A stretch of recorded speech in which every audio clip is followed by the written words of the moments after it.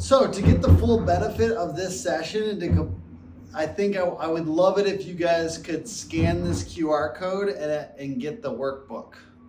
So does everyone have the workbook? Or it is also in the calendar invite. It's also in the chat. And maybe that's the best way to get it from the chat.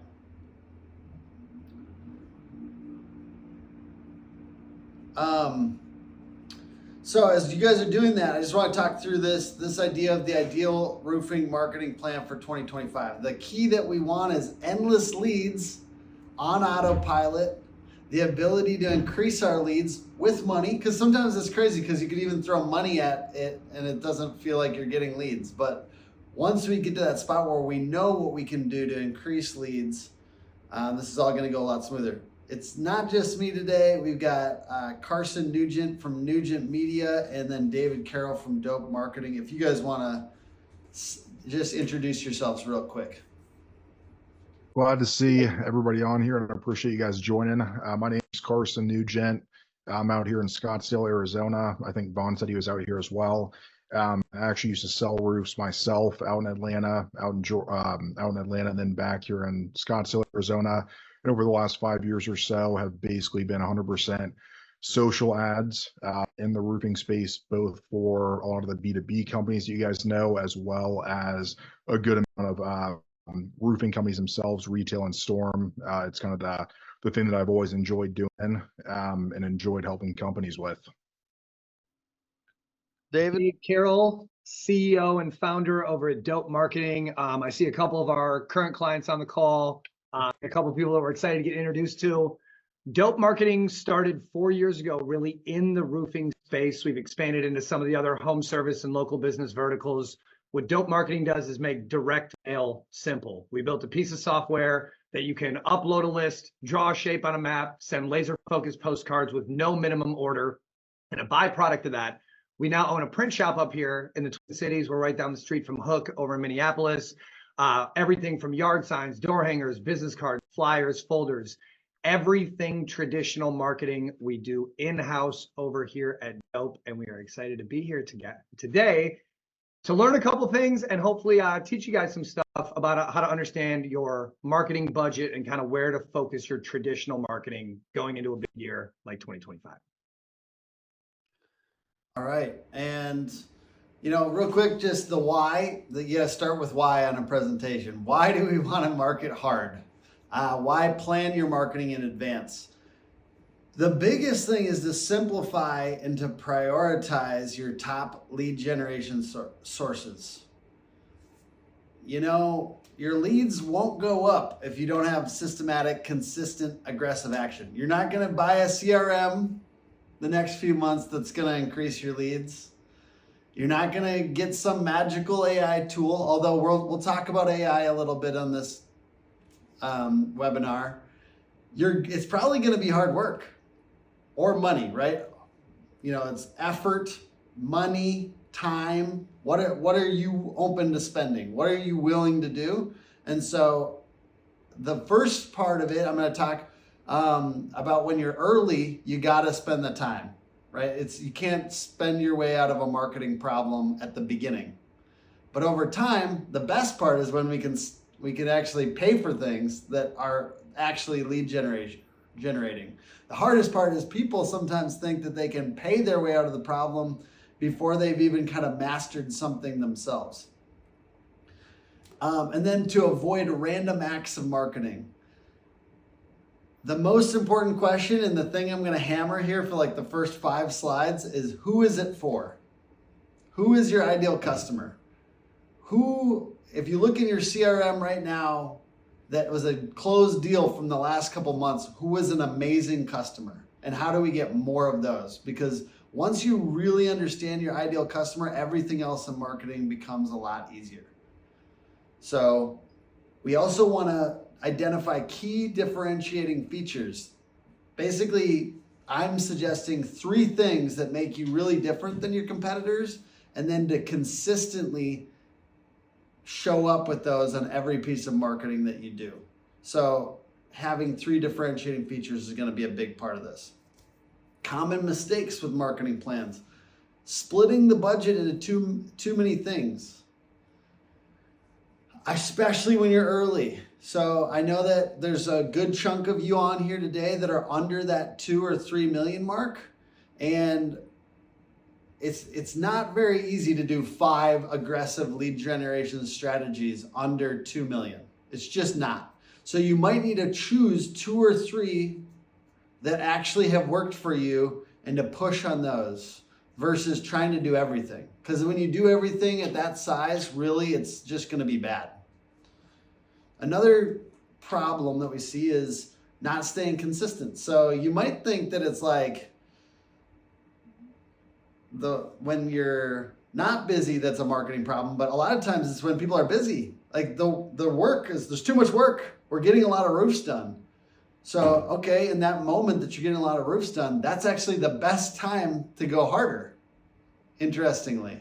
And I know it's hard because of capacity, but literally it's the best time to go out and harvest more of that demand, because we can't make demand happen when it's not there, right? We have to harvest demand when it is there. Getting distracted, letting off the gas when it gets busy, and then also not showing up to marketing reports or not basically pushing effort at the things that you're spending money on. A lot of people just want to pay to make their marketing problem go away, but that's not really how it works. You have to push effort. When you spend money, you also need to push effort at those things that you're spending money on. That's the way that's actually going to make you money. Start with a big goal. So let's get into it. We're getting into your ideal roofing marketing plan for 2025, and the worksheet will detail this stuff in a lot more detail. So if you are working through that, if you want to print that, or if you want to just pull that up and work on the Notes app or something like that, in the meantime, this will help. But what is your big marketing goal? So let's say you're at 2 million. How many leads are you getting on average a month? Let's say we want to push up the number of leads that we're getting per month about 25%. If you have a revenue goal that's 25, let's do some quick math here. Let's open the calculator. We got $2 million. We're started. We got $2 million. That's a pretty big deal. It's huge. So if I want to go up 1.25 of that, okay, to 2.5 million this next year, which I know none of you only want to go up 500,000. I know all you guys want to go up like 30 more thousand next year, but then we need to spend 25% more probably on marketing. And it's not just spend money. We also need to scale the effort. That's another thing. You may need to scale your effort, because a lot of times people are willing to spend more, but they're not willing to do more. So that's a big thing. I'm suggesting, for the purposes of this ideal marketing plan for 2025, that you spend 7.5% of your revenue on marketing. There are other people that are more conservative with that number. They'll say 5%. And that is like kind of one of those common things that people say is 5%. And the people that say that, content creators, coaches in the space, are often very charismatic, and they're pushing themselves out there instead of money. So if you're willing to do a bunch of video, and you're willing to do a bunch of content, and you're willing to, but most of you are not. That's just the truth. Most of you will not spend the time or energy to make a video a day. Even though I honestly think that's ideal. And if you did that, you can spend 5%. So that's how that is. You see the trade-off though. It's the trade-off for time instead of money. Time instead of money. So if you're willing to spend that time, you can spend less money.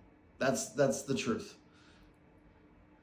I'm gonna kick this to David to talk a little bit about how the print will intersect with this.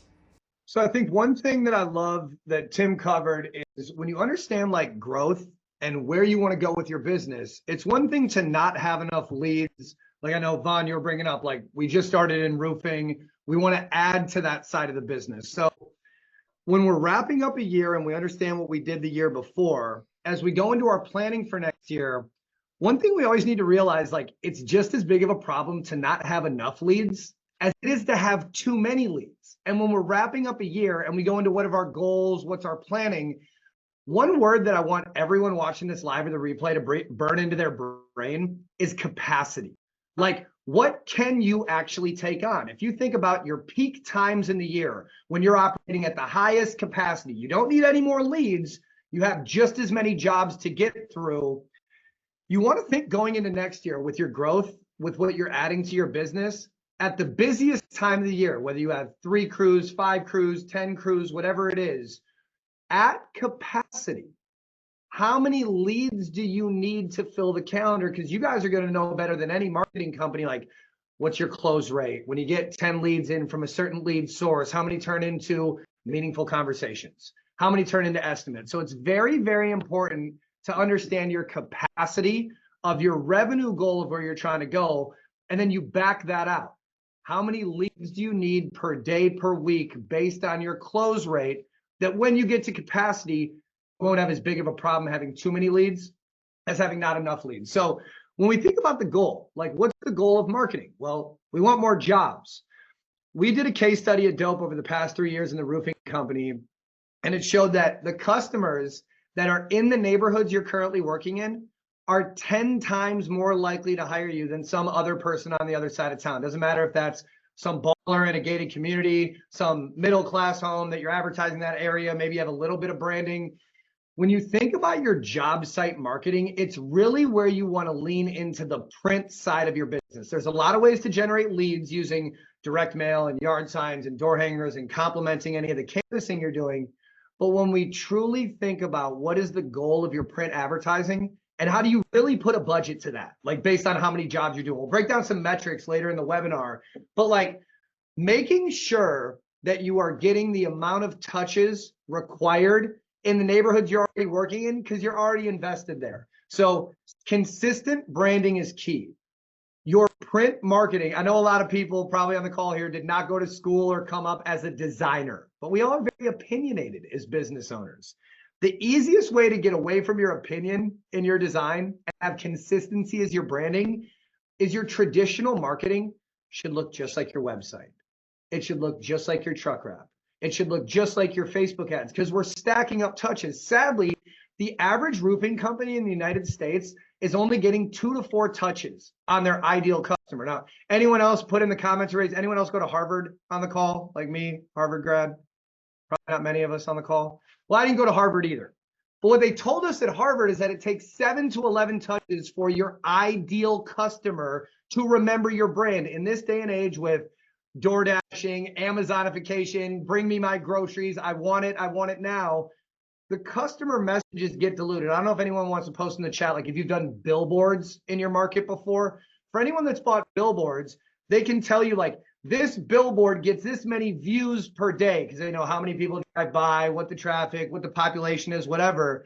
But when you think about these 7 to 11 touches, a touch has value. A Google search or a Google click has value. Seeing a video of a Facebook ad, seeing a yard sign, seeing a door hanger, getting a postcard. All these touches, these consistently branded touches, they add up to create trust. Another stat. 3 to 7% of your target customer is actually searching for you right now while you're on this webinar, watching this. Like recorded, live, doesn't matter. 3 to 7% of people in your ideal market are literally looking for a roofing company right now. The other 93 to 97%, that's your job to get in front of these people, to educate them that when they have the problem that is going to occur, the average American lives in their house for 5 to 7 years. Probably going to need a roof one time. Retail, storm, doesn't matter, repair, getting your foot in the door to educate and build the brands, ideally in the neighborhoods you're already working in. Cross-channel marketing, multi-touch marketing is key. So making sure you have those consistent touches through SEO, through Facebook, Meta, Instagram, and through traditional marketing, and kind of tying those together. And what's important, what Tim's going to go over now, is sorting your leads and understanding your lead sources. And Yeah, so what I like to call what Dave's talking about is the 5 times rule. We want people to see us 5 times. Who here has had that experience where people say, you're everywhere, your company is everywhere? Has anyone had that? How good does that feel? That's the best feeling. It's like we're doing good on our marketing if people are saying, you guys are everywhere. So honestly, Sydney's on my team. Sydney, when are they saying that? When they say you're everywhere, is it usually it's like they're coming to us as a possible prospect? So it's the right times when people are saying that, because they literally feel like you're locally famous. And we might all have different names for that. People might call it 5 mile famous. I call it the 5 times rule, meaning we need to at least have them see us 5 times in different ways. So what I'm going to ask you to do is to go to your AccuLinks right now, or your Job Nimbus, or whatever CRM you're on, and to sort by closed deals. What are the lead sources on your closed deals? Because I don't know about you guys, but there's a lot of different lead sources out there where we get quantity, but we want to sort by closed deals. And then the key here, and this is the simplest thing, but it's what you should really push on this year, is doubling down or 10xing the things that have actually led to closed deals. And so this sometimes comes in the form of your CRM and looking through it. And I'm not going to take any offense if you guys have this open in another browser or whatever you got going on. I know half of you are like, no, I have my CRM up all the time. I'm counting my money. So good. We want to sort by closed deals and look at, like, what are the tops? What are the top ones? Like, is, Google pretty high? Is, what else? A lot of times it's like truck wrap and yard signs is pretty high. Like, so we have to find what those are, and we need to double down on them. That's the first biggest concept here. How can we double or triple our efforts in that area? How can we do it in a newer, better way? So I just did a strategy meeting with my team yesterday about marketing. We put it up on the whiteboard. We put all of our top ones. We ordered them by the amount of deals. Throw them up on the whiteboard. Big list. We had like 7 or 8. They're our top lead generation sources. And then what are we doing? What worked? What specific things that we did worked? And then next to that, we said, how could we increase that? Because everyone wants to run to the next lead generation strategy. No one wants to, we're less likely to just double down on and be consistent about the things that have previously worked. So start in your CRM, have a meeting with the other people that know about this stuff. So if you're a marketing manager with the owner, if you're an owner with the sales manager, talk to those people. Hey, where are these deals coming from? Truly understand it. Attribution is, like, in marketing, attribution just means, like, where did this deal come from, right? Sometimes it's imperfect. It doesn't always show up in the CRM. So have those conversations. Bring the marketing person on your team, if you have a separate marketing person, into the sales meeting at least once a month to ask these questions. Hey, do we need to hire any services for this? Do we need to hire any freelancers to help? What can we do that's outside the box that may cost money? One thing I see that with marketing managers that's a problem sometimes is they think of, like, outside vendors as kind of competing with their budget for their salary. So you have to kind of watch that. If you're an owner, make sure that, like, honestly, it's like, it's okay to spend money. I need to tell my marketing people that sometimes. It's okay to spend money. What do we need to spend money on? Because it's not just, things we can do with our time. Sometimes there's services. What I want to do is really understand this ideal customer. So get real stories. How did they find your company? How can we get more customers like that person? So in our sales meeting, we have a sales and marketing meeting. We talk about it. Hey, what was the actual journey of this person? Maybe your CRM has, like, the last couple pages that they viewed on the website. Or maybe you can just say, okay, so this person referred them, but why? Do we know why they referred them? Because a big mistake I see a lot of people think that they can't increase referrals. You can. And a lot of stuff that you do in marketing should be around increasing referrals. And this is kind of a next level thing. Not all of you will follow me here, but I really believe that it's good to have like personas. In marketing, we call it personas. So for instance, it could be cleanup Kara or soccer practice Sarah. Like, what is a emotional trigger in this person's mind? And can we tag them with a name? And imagine, like, let's say it's a 48-year-old female who just is trying to do a roof appointment in between all of her errands with her kids. You know, to understand, the reason that you name them and we have personas in marketing is so we can kind of empathize with our customers. Because the best marketing is identifying pain points. What are the pain points that we're solving? And writing copy, I'm sure Carson will talk about this with Facebook ads here in a second, but copy that actually addresses the pain points of that ideal customer. And so if you can kind of try to call that person up when you're strategizing or writing or making marketing copy, it's going to be more effective.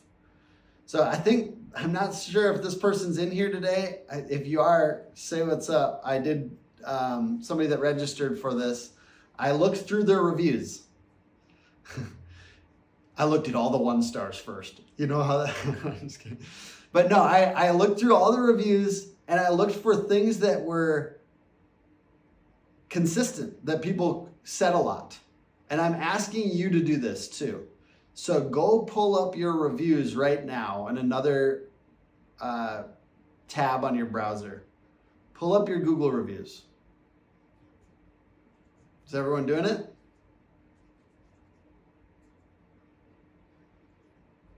Pull up your Google reviews and look through them. Look for things that are somewhat consistent, that people say a lot. So for Roof Concepts and Construction out of Spring, Texas, people mentioned that they made the process extremely easy. Another one says, make the process super easy for us. Another person says, very fast and very professional.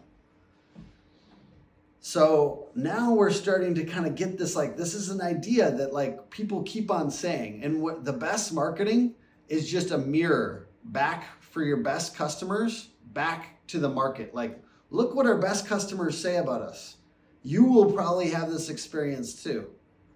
And so you identify these 3 things, or you can also use this ChatGPT hack that I've got for you, hookagency.com/export reviews. And then you export the last 100 reviews, and then hookagency.com/reviewsgpt. And then it should say paste the reviews in premium. You do have to have the premium ChatGPT. But then it will identify, hey, these are some commonalities between these reviews. I think it's probably better if you do it by hand and by like yourself. But this is a hack if somebody wants to try this too. Then we come up with 3 phases or phrases to embody the best reviews. How can we say them in a sticky way that people will remember? So it's not just in the case of Roof Concepts and Construction, we're not just going to say made the process extremely easy or make the process super easy. We might kind of figure out a unique way to say that will stick in people's minds.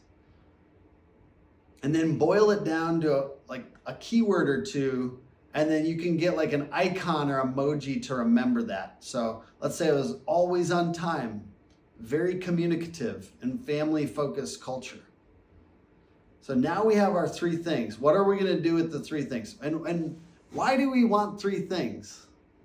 I'm going to look for a little bit of participation here. So Vaughn, Vaughn, why do you think we want to boil it down to 3 things that really make it different, that make us different from the competitors? I think everybody's different and every customer is different. So I think you need more than one identifier, and you need at least, I would say at least three. Yeah. But then you can lean on those three, and it's easier to lean on 3 versus 10. If Yeah. you get too spread out with your identifiers, well, then who are you? Are you 10 different things? Yeah. So you keep your focus narrow. Exactly. Great answer, Vaughn. And people can't remember that much, right? Correct. So this is also it's a way to be lazy. Because we're trying to market, if you're trying to market 10 different things about your company, that's too, like, it's just too much to remember. But for you, what if you could just remember 3 things? Always on time, very communicative, and family focused culture. Can you imagine, too, if you talked about those on print and in a Facebook ad and in your Google ads and in your content, how that would be more memorable to the customer? It'd be more memorable. So that's what we're trying to do. We're trying to be more memorable so that people can actually remember us. And we do want to touch on people's emotions. And this will be my last thing about this. I'm going to keep hammering. I do like talking about this because it's really important to have a good message, not just promote a bad like you can be really, really loud, but if you're talking about 20 different things, it's just going to sound like noise. So what are the 5 ways that you could get these out there this week? So once you have those 3 things, what are 5 next steps you could take this week to promote those 3 things? So if you're watching this back later, and we will send everyone a copy of this in case you feel like sharing this with a marketing manager or somebody else on your team. Once you boil those 3 things down, let's take action on it this week. How can we get these 3 things out there 5 different ways this week? I want to get some momentum from this. So one could be a blog post. One could be a Google Business Profile post. One of these could be a live video on Facebook. One of them could be a reel or a short form video.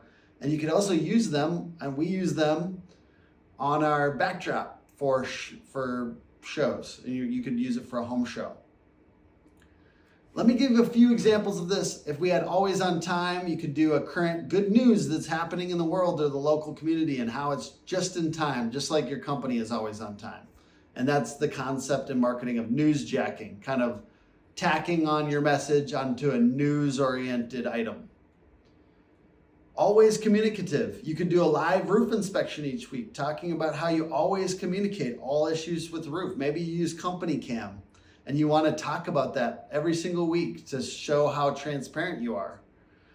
Even if you don't end up doing somebody's roof, you're going to show that stuff every single time so that they can. I've always thought that's a good pitch when you're door knocking or doing anything like that. Hey, we're going to document this, so even if a storm rolls through, you'll have this documentation so you'll know what it looked like before the storm. Family focused culture. Could you do a feature of someone on the team each week, what they do outside of work or their family, humanizing your people and praising them? We all feel a little overwhelmed as business owners sometimes, and we feel like it's all on our shoulders. But how are you highlighting your teammates? How are you making it more than just about you on your social media? And I do recommend using your personal social media pages, not just your company page. Speaking of Facebook, tapping in Carson here. So as we hop into the Facebook and Instagram side of things and tying it back to kind of the consistency side of things and getting touches on people, really when people are going through their Facebook feed, you only have about 2 seconds when they see your ad to kind of capture that attention. And the way you do that is by kind of doing that 10 to 20% extra that's going to make you better than 90% of your competitors, or at least get better results than 90% of the competitors in your market.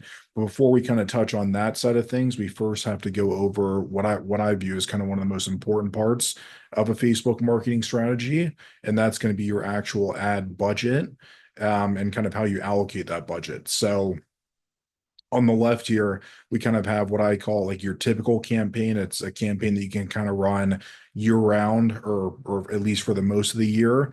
And you know kind of what you can put into that and what it's going to return. I call it kind of like your bread and butter ads. And typically it's going to be where you put about 80% of your budget. Because really with this, a lot of it's going to be, I wouldn't necessarily call it brand awareness. But it is kind of brand focused, and it's going to be more of a standard ad where we have our offer, we're kind of calling out our audience and whatever.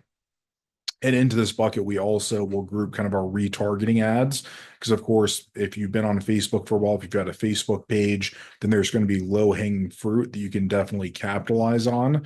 So that's kind of going to be, before we hop into the creatives, that's kind of going to be where we put the chunk of our budget. And that other 20-ish% is going to be what I call like kind of your explosive ad, whether it's like a crazy offer, you're running a giveaway, or especially if there's like a massive storm coming in, you know that storm's coming in, you want to capitalize on it. So you kind of leave that 20% budget like floating there for what you want to do that's going to kind of move the needle or kind of give a big push when needed. And that's why I kind of included this storm ad in here, because especially with these markets that just get like massive storms, if you can kind of have that 20% of budget ready to deploy and an ad ready to go, where a lot of your competition may not have that, then it's just going to be a huge opportunity to kind of capitalize and get, like, say, a storm's coming in town this weekend, there's going to be a ton of hail, ton of wind, it's going to be in X, Y, and Z part of town, then you can kind of have something ready to go, something you can put heavy ad spend behind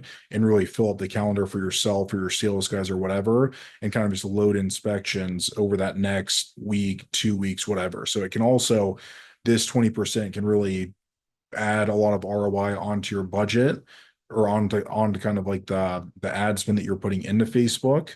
So that's why I kind of leave that 20% there. And when it comes to kind of the ad itself, what we want to do there's really 3 components that you need that can put you ahead of 90% of people in your area.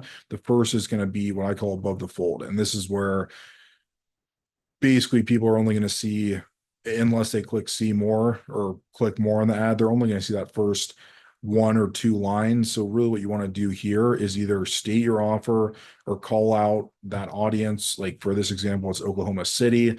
So it's like Oklahoma City area property owners. Have you had damage from the storm that came through last night, last week, whatever? So, I mean, that's kind of your above the fold part. The second is the creative part. And really for the creative, a lot of this, again, back to consistency, you want to make sure more than anything that it matches your brand, and it also kind of gives people a reason to click. So say you have like a financing incentive, that's great to use. So you kind of want to use this as a visual, aesthetically pleasing. Of course, you can use image or video here. But more than anything, you want to make sure that it like positively showcases your brand. And then so you can do like a before and after photo, or if you have like a video, like a customer testimonial, those always work great. And then the last thing is kind of going to be next to that call to action button, because that's ultimately one of the big components that gets people to click.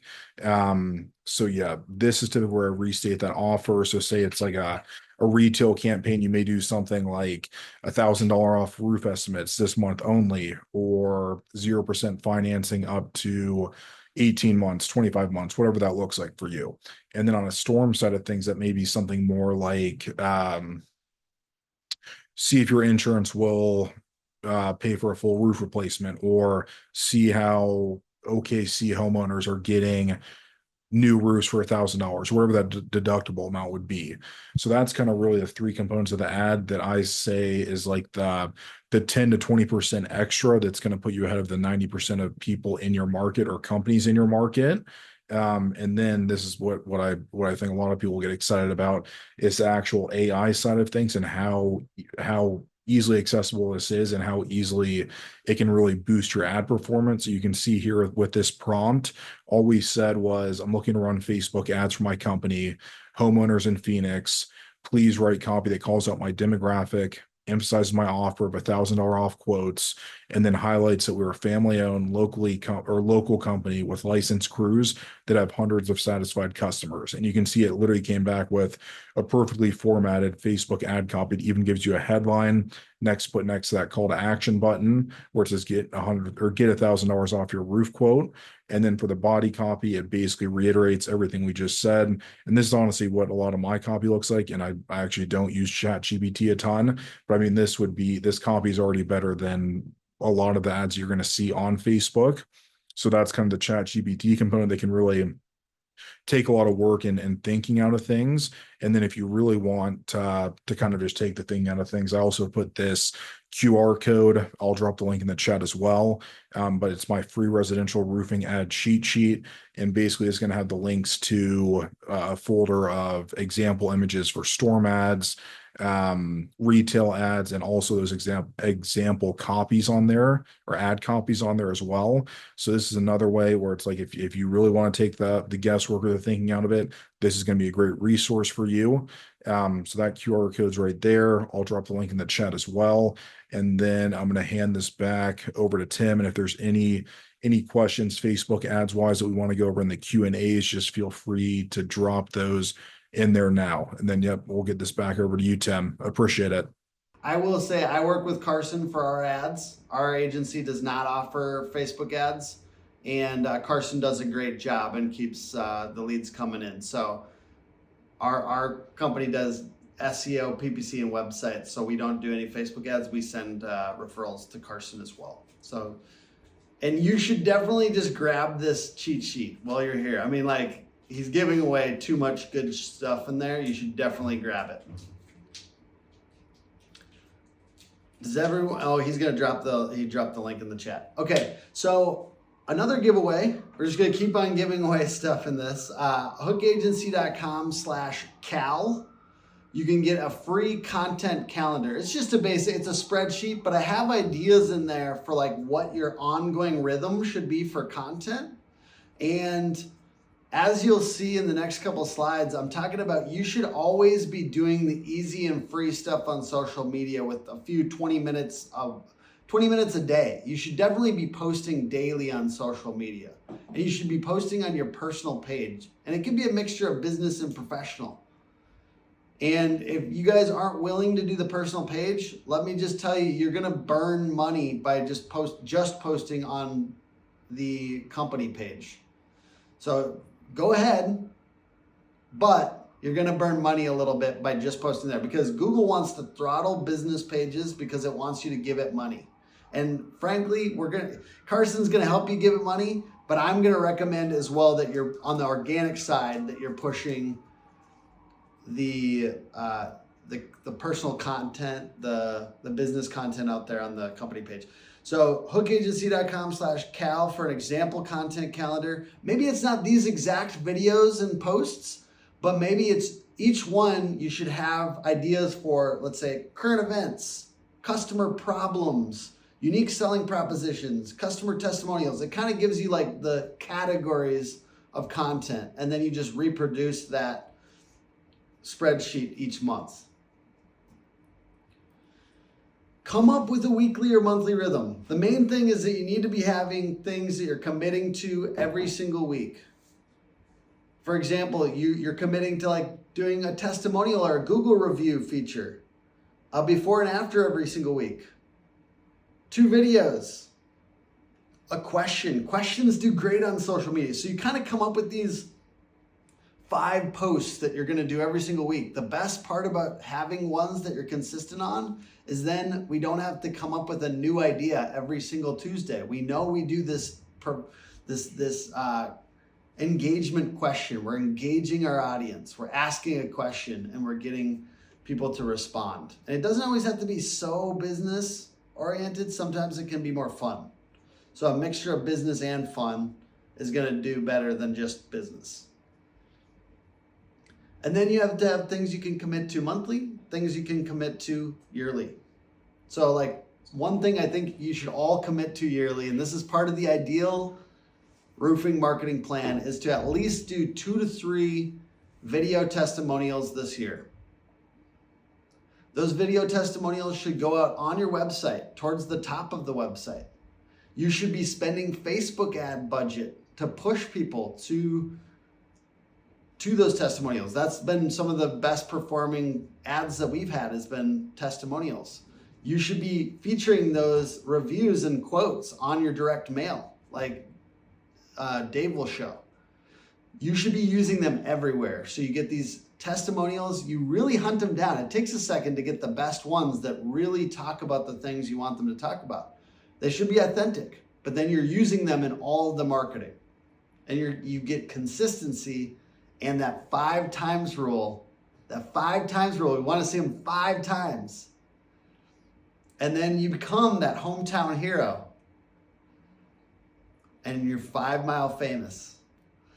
And then I'm going to pass it off to Dave here.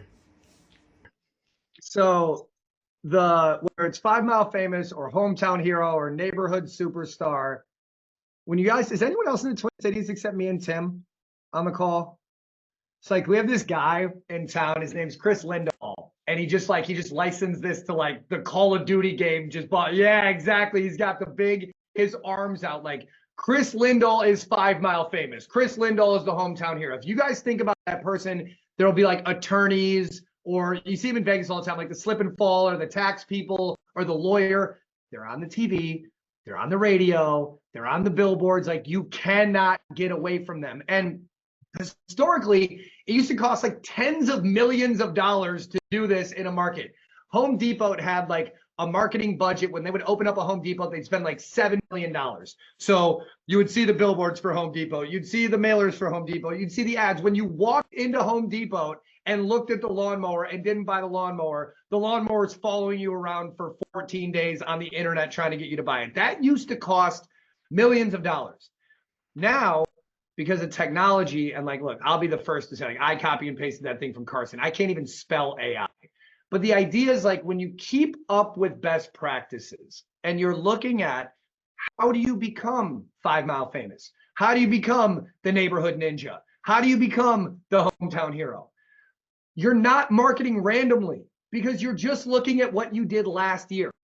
So there's an exercise here for anyone that's been in business over a year, whether you just started last year or you've been in business for 30 years. If you go into your CRM and you simply pull every single job you did last year, put them in a spreadsheet. And if you go to that spreadsheet, there'll be like this little diamond. For anyone that's not an Excel wizard, you can click this little diamond in the upper left-hand corner. It'll highlight the whole entire spreadsheet. You're going to sort that spreadsheet by zip codes. 3rd grade math, I think we all passed. I know all of us didn't get through high school, but 3rd grade math, I think we all got through there. Think mean, median, mode. You're going to find the top 3 to 5 zip codes where you simply built jobs last year. One of the most simple things you can do is give yourself the permission to allocate 50 to 70% of your whole marketing budget for the entire year in those 3 to 5 zip codes, because that will create the most predictability possible.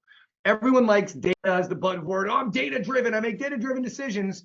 Sometimes we get so, like, excuse my French, but like stuck in the fuck of our business that we don't look at like the data that's right in front of us. And the data that's right in front of us is like, if we simply analyze where were we doing jobs last year, it gives us predictability in an effort to stay consistent, to not market randomly. And so when you think about marketing, and remember, Tim pulled up AccuLinks. So whether you're on AccuLinks, High Level, HubSpot, JobNimbus, whatever your CRM is, it doesn't matter. When you think about that exercise of pulling your jobs, you can also look at, like, who is your target customer? Tim talked about that. Like, who are you telling the story to? What problem are you fixing? One thing we always have to remember is we took on a responsibility. You know, the E in EIN, it doesn't always stand for employer. Sometimes it stands for ego. And we got to get out of our own ways. Because if you think about, like, Tim might like to watch the video. Carson might like to listen to the audio. Dave might want to read the book. Like, we digest content in different ways. We're all humans. We're unique, pretty little snowflakes or whatever. So when you think about, like, how does your customer want to interact with your marketing? What happened during the pandemic a couple of years ago?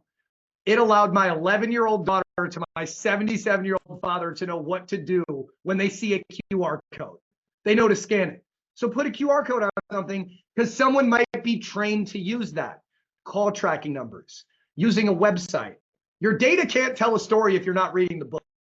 So if you simply put the most basic tracking methods in place, when you're doing your traditional marketing, give them a QR code and have that QR code go to a link that you can't get to if you didn't scan the QR code off that specific marketing piece. Use a call tracking number and put that together. It's really simple to give people, they want to call, they want to text versus send an email. Giving them the options is very, very important. The second thing to transition into this slide is how you think about your budget. Like Carson brought it up a couple times. The consistency of your touches is what matters, because people look at a Facebook ad for around 2 seconds.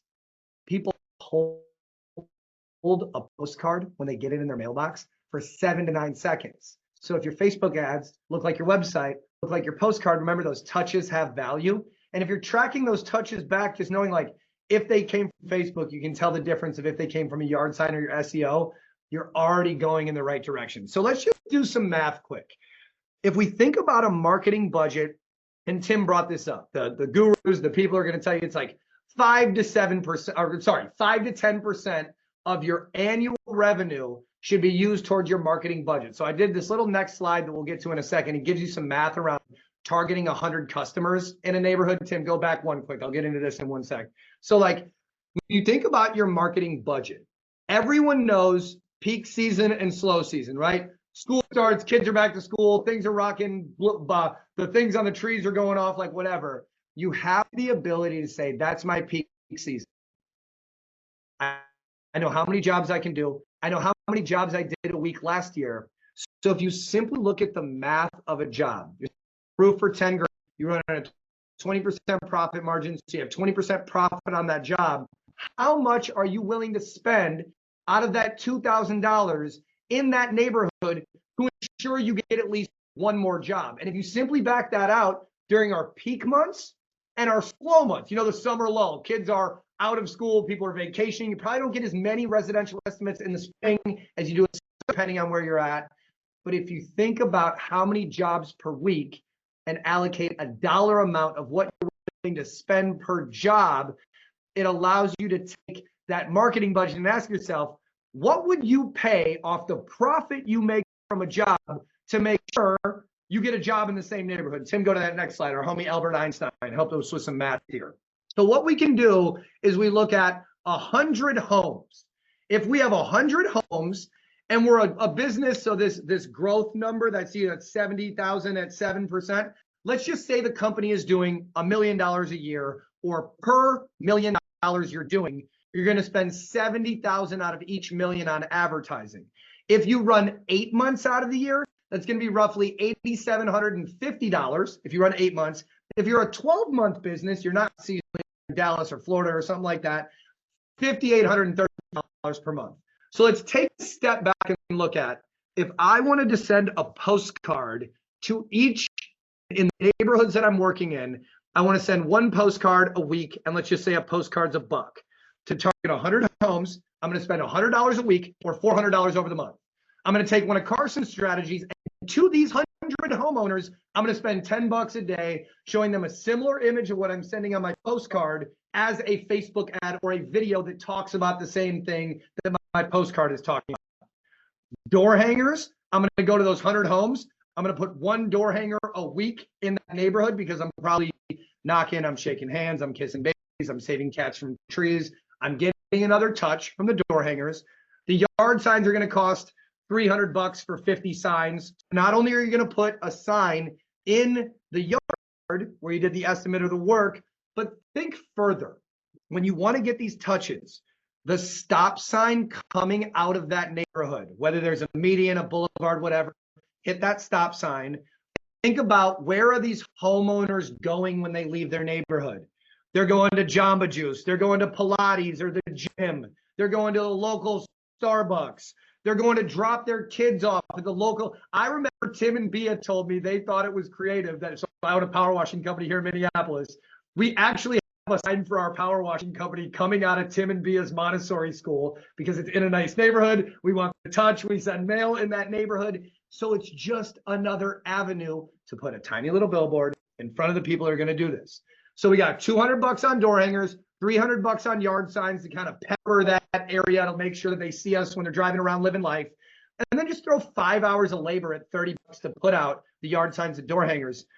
With this method, you could take $1,350 and get your brand more than 7 to 11 times in front of the people and only spend 13% of your monthly budget if you're operating it to hit these 100 homes. And where I want to land the plane here is, let's go in neighborhood A. Neighborhood A, you're doing exactly what you did last year. You're running ads, you're running Google, you're showing up online, you were the local high school quarterback there, so you're 5 Mile famous or whatever, and you're getting jobs in neighborhood A.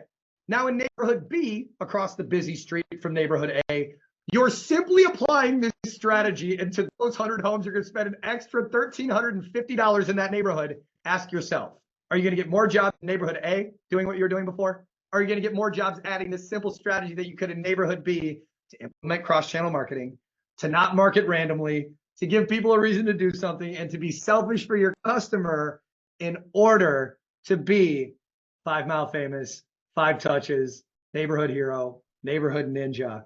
Simply tying this together. So I know Tim and his team are going to share these slides.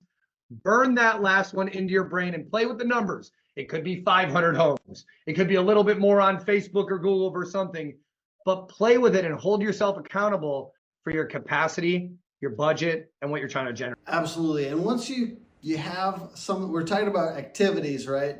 We want to come up with the activities, and the worksheet that's accompanying this webinar goes into this in more detail. I have suggestions for the types of activities that you should be doing, and then the types of budgets that you should be looking at percentage wise.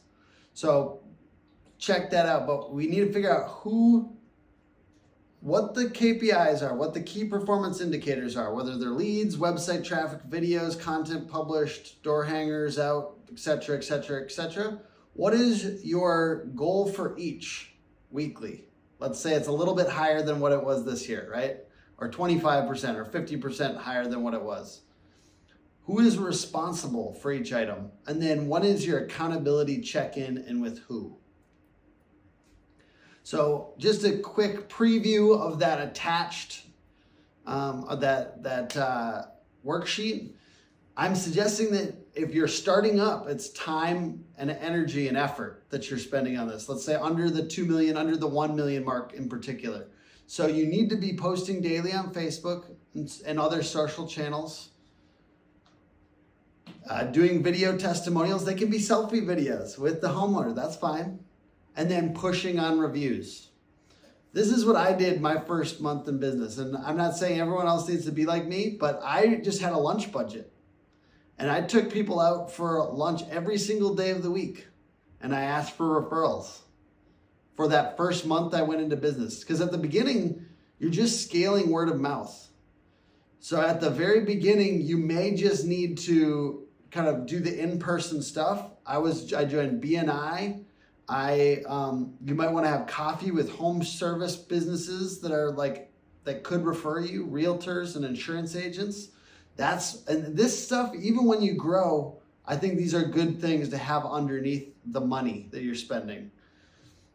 Connecting with local homeowners on Facebook and referring and posting in local Facebook groups. Let's say you serve these top 3 zip codes and you're looking at these cities. You join all the Facebook groups in that area, and you make sure, especially when they're asking for a roofer, that we're in there. And maybe you have a little chat with all your salespeople and you post it, you send it in the chat so that we can all tag the company. But you also, the next level is tagging all the people that refer you and tagging their personal page and the company page so that you get credit in their mind, because not everyone's going to see the company getting tagged, but we want the person that we know from that company to see that we tagged the company so that they're more likely to refer you.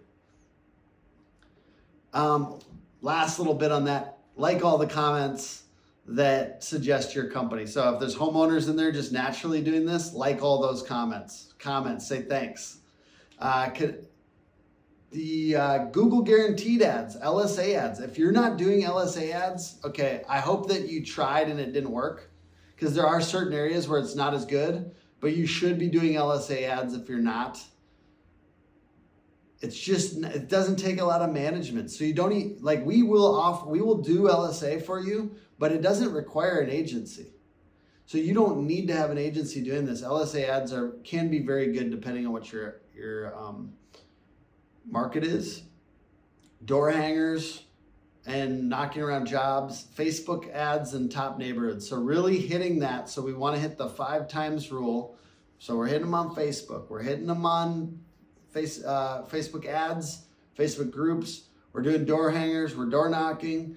They saw our yard signs at the corner. They saw our yard signs on the job when we were doing their neighbor's roof. You know, they're seeing us when they Google us now because we're doing local service ads, or we're doing SEO, or we're doing PPC. You guys, so we do offer SEO and PPC. I'm not sitting here talking about SEO and PPC strategies. Why am I not talking about that on here? You can work with us if you want to work on those strategies. We will do future webinars about specific things of how not to waste your Google ad budget. And we will do a webinar coming up soon about how to get higher on Google Maps. So please keep on checking our webinars on our website. We'll be putting those up on the resources page. But other than that, I didn't want to sit here and just promote our services. But at the beginning, it's about what else can you do for free or cheap and stay consistent until 2 million. And I do have the full suggestions in the worksheet example. And then the full roofing marketing plan includes budget, right? Maybe you have at that 7.5 million, you might want to have a marketing manager. And maybe that marketing manager isn't cheap. Stop getting the $40,000 intern from the local college. Maybe spend a little bit more money. Maybe spend 60 to 100. And that's real. You do need to, if you want to have a good marketing manager, you might need to spend a little bit more. And then you would have a marketing agency doing Google ads like Hook Agency, or one of the other reputable ones. I do believe you should choose a roofing niched agency. I think that it's good to have a bunch of other clients that are the same, that have similar problems. And we know what the leads cost around the country right now on Google ads, for instance. SEO. So the biggest things with SEO are just content and links. Content on your website and links from other websites back to yours. So you want to have clarity on about how many links you're getting every single month and how much content is going out. You want a Facebook specialist and direct mail hitting the top 3 zip codes and around jobs. You want to have big efforts on job site branding, signs, truck wraps, reviews, and referrals. It's not free stuff at this point, but it is the cheaper. Those are cheap things yards, and relatively speaking, yard signs and truck wraps, and let's say catch-alls or smart tarps are going to be the cheapest things you can do. Those are, but you're making the job site into a billboard, like Dave was talking about. And then I suggest to spend 7.5% of revenue on marketing if you're trying to grow. And yes, let's say I'm thinking about the budget you want to go to, 7.5% of the budget you want to go to, but be careful. If you're at 5 and you're trying to go to 10, don't you need to readjust throughout the year. If you're not going to hit 10, let's not get ahead of ourselves. So you want it to be accurate on the revenue for that quarter. And I think of doing marketing budgets quarterly. And then having bumpers in place for accountability. What day of the week will you go through your top 7 lead gen items? You should have 7 big, heavy duty lead gen items, especially once you go over that 3 million, that 5 million mark. How are you going to plan out your content? Even if it's just on notes, your notes app and your phone.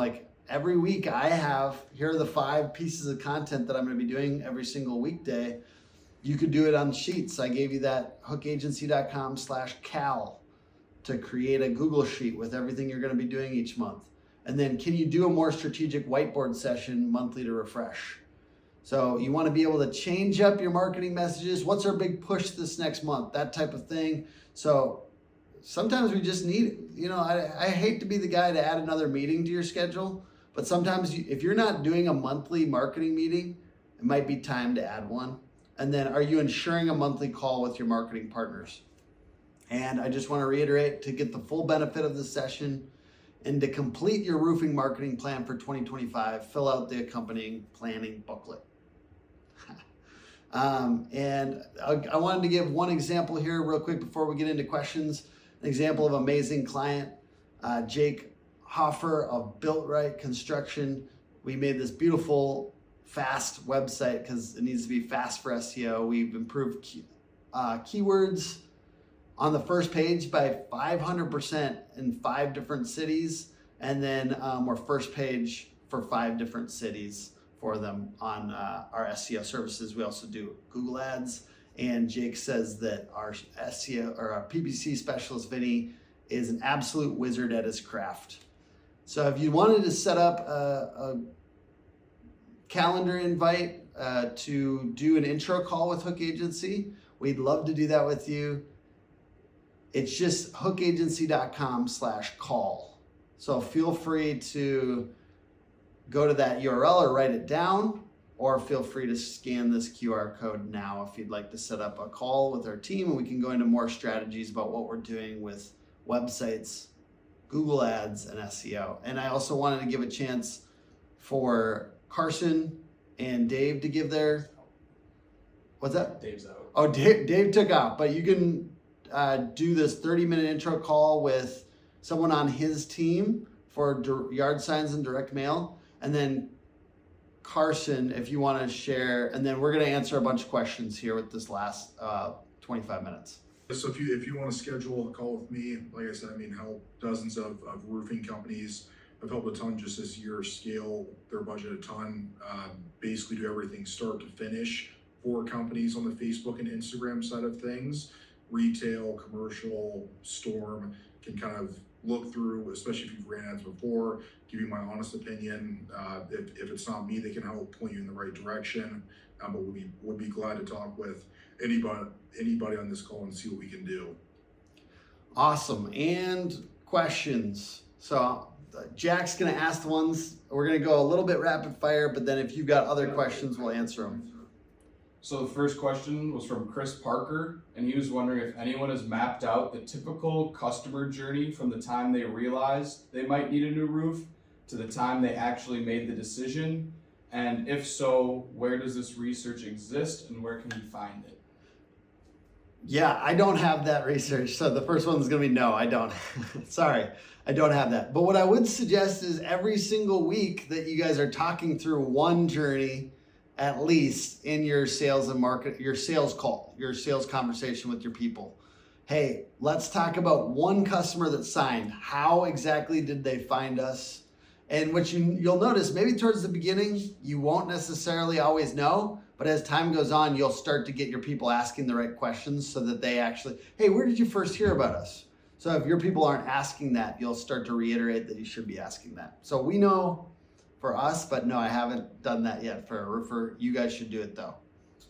Question 2 is from Alexander. He said, how many ideal customers can you have in a 2 to 5 mile range, or is it better to just have one? I think he's saying $2 to $5 million range. Oh, yep. I would say, let's see. Yeah, I think it's probably best to just have one, really, Alex.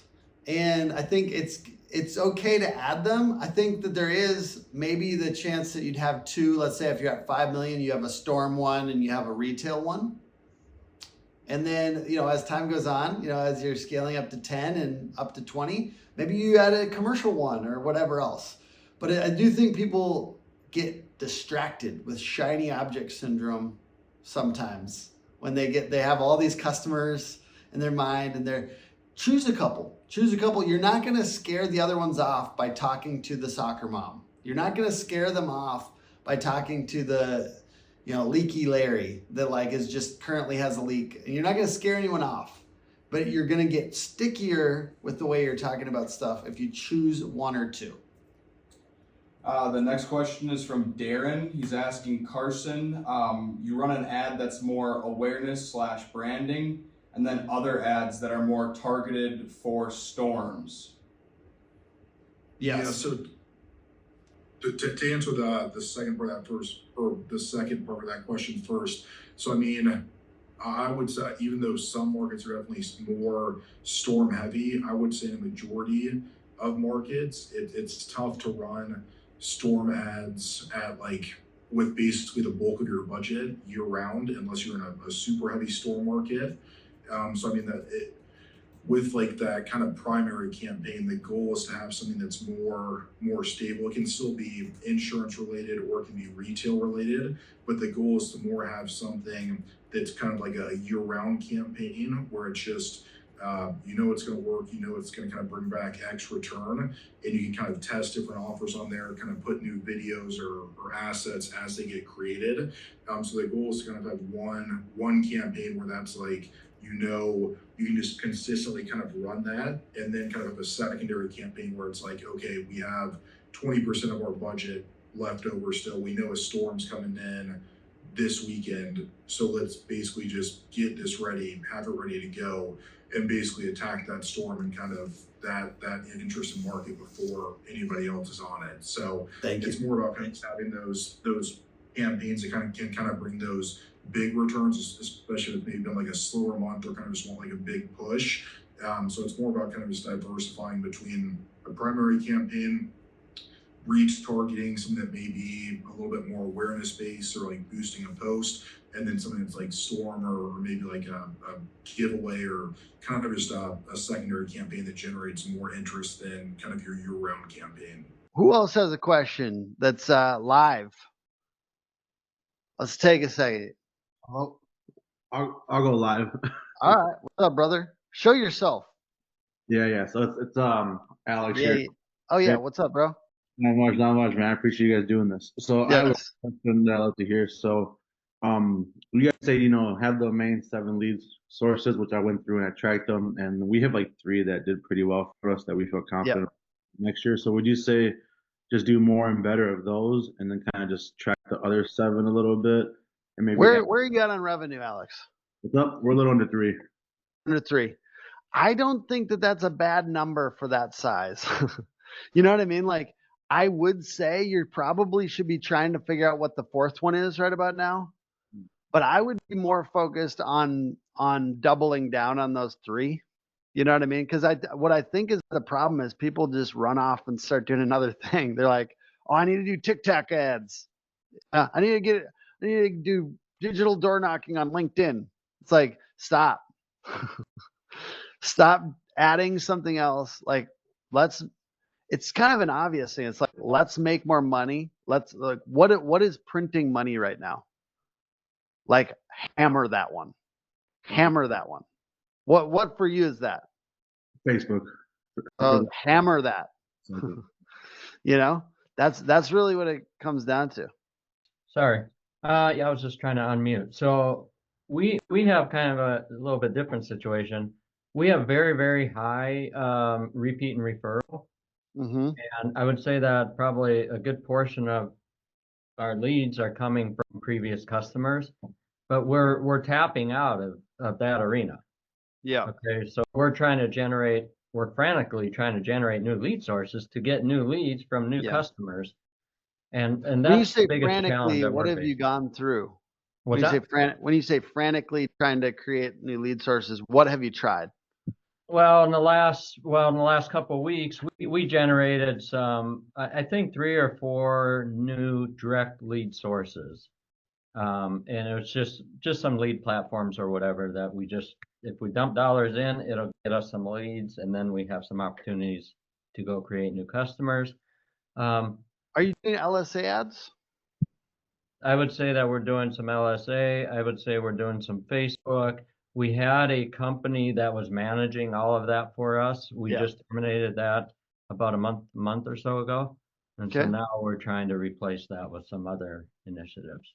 So just so you know, Hook Agency is kind of expensive, but we're really good at what we do. We'd love to help you with Google Ads, and that's an easier, quicker way to just turn up the leads. Carson is legit at Facebook ads. So those are 2 ways, one of those 2 or both of those or whatever, you can just crank up leads. LSA is one. If you're not currently maxing out, you don't even need an agency, right? Those are the 3 that come to mind that are just like, let's turn on the spigot. Let's go hard. Okay. I mean, but I would be looking at like that is tough to get out like just the referral and repeat business thing. Like I do understand that that's fun, but sometimes it's not scalable. The other thing I'm going to note is how you can increase those things. So when you're marketing on Facebook, for instance, when you're posting, and I think you should be posting on your personal or have somebody or a couple people on your team posting on Facebook, think about how to increase those referrals. Hey, remember, you know a guy, Right. that's the vibe we want. Yep. Darren in the chat said you talked about attribution earlier. If the goal is 7 to 11 touches, what channel would get the credit per se? That's a really great question. That's why we ask in the sales process, where did you initially hear about us? Where did you initially? Because usually in the CRM, we can get some kind of attribution. My company, when we're doing attribution, we use CallRail, but that's last touch attribution, meaning we're seeing where the last thing that they came in. They either called or they submitted a form. So we're seeing last touch attribution. We take that and we ask, where did you initially hear about us? So in our case, we're really getting the first and the last one. And we kind of use, it's a little anecdotal. It's kind of like, maybe they're telling the truth. That's the best we can do. And we use those data from both of those things, their answer and the CallRail, to like kind of understand where our leads are coming from. And so, yeah, sometimes the last touch gets the attribution a lot of times. And that's just one of the limitations of for everyone watching this later. Let's think about what we're doing excellent. And you get like, that is amazing, Vaughn. Like, that's incredible. And like, think about what you're doing excellent. Don't just think about where we're not hitting the mark or where we want more. What did you do that was excellent this year? What did you really knock out of the park? Don't forget to double down on that. Don't forget to double down on that. We can be grateful for all the things that we've won at this year. I mean, it is Thanksgiving after all. And Carson, you want to say goodbye? Any final notes? All good on my end. I hope everybody gained some good knowledge from today. And like Tim said, there's definitely gonna be more valuable webinars coming from them in the future. Absolutely. So if you want to find those other webinars, you can go to hookagency.com and it's under resources, and it will be under free mini courses and resources. We have a bunch of other stuff on there. You can get a website audit under there. There's a social media course. There's a local service ads course. There's other stuff, and there will be other webinars there in the future. So, all right. Thank you, everyone. I hope we get to work with a couple of you. Appreciate y'all.